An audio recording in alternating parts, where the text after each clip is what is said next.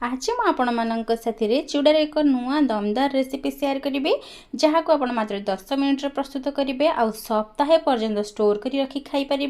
प्रथम रु शेष जाए वीडियो देखंतु तेबे आपण जानि पारिबे एई रेसिपी केते इजी और केते कम समय रे कम सामग्री रे प्रस्तुत हो पारुछि। जदि रेसिपी भल लागिबो लाइक करिवे, अधिक रु अधिक शेयर करिवे, नुआ देखुथिले सब्सक्राइब करबा को बिल्कुल भूलिबे नाही। तेबे डेरी न करी प्रस्तुत करिबा। आज आमे एई चूड़ा रे बनेइबा एक नुआ जलखिया ता पुणी अल्प समय रे। तेबे चलंतु स्टार्ट करिबा आज रे ही यमी चूड़ा स्नैक्स रेसिपी किपरि प्रस्तुत होउछि देखि नबा। नमस्कार, मु गायत्री आपण समस्त को त्रिशा किचन को पुणी थे बहुत बहुत स्वागत करुछि। डेरी न करी प्रस्तुत करिबा चूड़ार स्नैक्स रेसिपी। प्रथमतः आमको ये चूड़ा दरकार, तो ये मो चूड़ा गोटे ग्लास नहीं, मोर पतला चूड़ा थिला। आपण ए जगह मोटा चूड़ा मध्य व्यवहार करें जेहेतु ये पतला चूड़ा अच्छी, तो पतला चूड़ा हम। चूड़ा पकई सारा आम ये आउ गोटे फ्राए पैन गरम करनबा।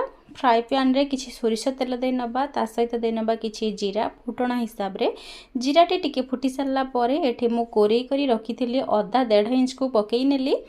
तापरे पकई नबा भृषंग पत्र पकई सारा पर धनिया पत्र मध्य पकईबा। धनिया पत्र भृषंग पत्र ये सब भल भाव टिके साउट कर नबा, माने भाजी नबा टिके।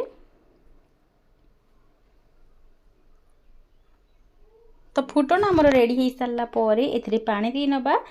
मु जेतिकी चूड़ा नहीं सेतिकी पानी एथिरे दे नउछि। एबे सेथिरे पके नबा स्वाद अनुसार लंका गुंड आउ स्वाद अनुसार लुण आउ कोनोसी मसला एठी ऐड करिबा नहीं। बर्तमान आको भल भाव फुटिबा पई छाड़िबा। और एठी पानी टे फुटी सारलाणी, सेही गरम पानी को आनी आमे जे चूड़ा रखिथिले तारि ऊपर दे नबा। आको 5 मिनिट एपरि छाड़ी नबा, कोनोसी प्रकार न हलै चलै। तो 5 मिनिट मु छाड़ी देइथिली। आ चूड़ार मिश्रण आमर ठंडा हो जाइए, मो हाथ रे आकु धरि पारुछि।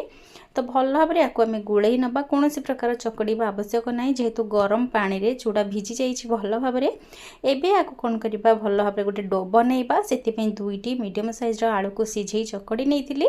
सेतिरे किछि कंचा लंका स्वाद अनुसार लुण आ गोटे चम्मच चाट मसला दोछि, जहा द्वारा कि भल चटपटा फ्लेवर आसीबो। ता सहित छोट स्पून रे एठी मु बेसन नहीं जाउछि बाइंडिंग करिबा पई। बेसन टी बहुत ही हेल्प करिबो आपन को बाइंडिंग करिबारे। तो छोट स्पून रे एठी मु नहीं जाउछि बेसन। एबे हमें आ कोनोसी प्रकार मसला कि लुण आ जमा भी व्यवहार करिबा नहीं। बस बेसन आ ई आलू चूड़ार मिश्रण को भल भाव रे चकड़ी नबा। तो एथिरे हाथ रे टिके चिपचिपका लागिबो। चिपचिका लागिला परे आपन टिके सोरिष तेल दे हाथ को टिके चिकना करि नेबे, जा द्वारा कि चिपचिपा लागिबो नहीं। तो यही समय कौन प्रकार रेस्ट दबा आवश्यक नहीं। आपको आम फटाफट से बन नबा। जो पसंद आपड़ करती जो सेब्रे मन पसंद सेब्रे आप बन पारे। ये मो पानी हाथ ही बनाऊँगी, जहाँद्वारा कि आउ चिपचिपा लगे नहीं मिश्रणटी। तो ये मुझे स्क्वेयर सेप रे बनइबी, तेणुक टिके छोट गोल कर पापुले रखी स्क्वेयर सेप दे दूसरी। देखिपुर ये भाव में आप बनइबे। जदि न बन पारती जस्ट खाली गोल गोल टाइप बन पारे। तो ये भाव में सबुतक मिश्रण को भल भाव में बनई नेबी। आपको क्यों भाव में स्टोर करेंगे ताकू आपण मानक कहि आगक। तो वीडियो प्रथम शेष देखु था, जमा भी स्किप करूँ ना। तो गोटे तो ये रेडी हो गला। ये भाव में आउ गोटे नहीं जाऊँगी, किंतु नबा आगु हाथ को भल भाव में पानी धोई नबा। पानी धोई दबा द्वारा आमर जो चिपचिपा लगे नहीं मिश्रण देखिपुर के इजिली पापुली आमर लगुना आउ इजिली रेडी हो जाऊँगी आमर चूड़ार स्नैक्स। तो ये आउ गोटे रेडी हो गला। 2टी आमर ये भाव में सबुतक स्नैक्स को बनई न। तो ये तो आम स्क्वेयर सेप रे बहुत गुड़े स्नैक्स को रेडी करी तैयारी करनेली। आपण पसंद हिसाब से आपड़ ये बनइबे, गोल हो राउंड हो स्क्वेयर हो जेकोसी साइज बन पारे। तो ये भाव में मुझे सबुतक ये बनई रेडी करनी। देखिपुर रेडी करनी आपको मुझे फ्रिज रे रखी नेबी स्टोर होगापी। तो सेट होगापी फ्रिज रे रखा जाए। जदि आप चाहती शीघ्र बनवाई एपरी डायरेक्टली फ्राए करेंगे। ये मुझे फ्रिज रू 5 ରୁ 10 मिनट रखी थी और काढ़ी आनी। देखिपुर पूरा सेट हो जाइए, जमा भी चिपचिपा और बेसी लगी ना। एवं आपको आम फ्राए करवा गरमा गरम तेल रे। तो जिते बड़े चूड़ार स्नैक्स को फ्राए करुँचे ध्यान रखिए तेल को हाई फ्लेम रे गरम करेंगे। आ स्नैक्स गुड़ाक पकई सारापर गैस फ्लेम को मीडियम करने। ताद्वारा तेल बेसी आपंकर सरब ना आ परफेक्टली फ्राए हो रेडी हो। तो पैन रे जेतिकी रही मुझे पकई भल भाव में उलट पलट करनेबी। आ देखिपुर के सुंदर से कलर आसी जाइए।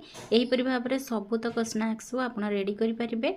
आपड़ यदि चाहते स्टोर करने तेबे फ्रिज रे जो प्रोसेसटा बतई रखापी से प्रोसेस रे आप 7 दिन पर्यंत फ्रिज रे रखिपारे और जिते बड़े इच्छा हे से काढ़ी यहपरी गरमा गरम तेल फ्राए करी आप नहीं पारे।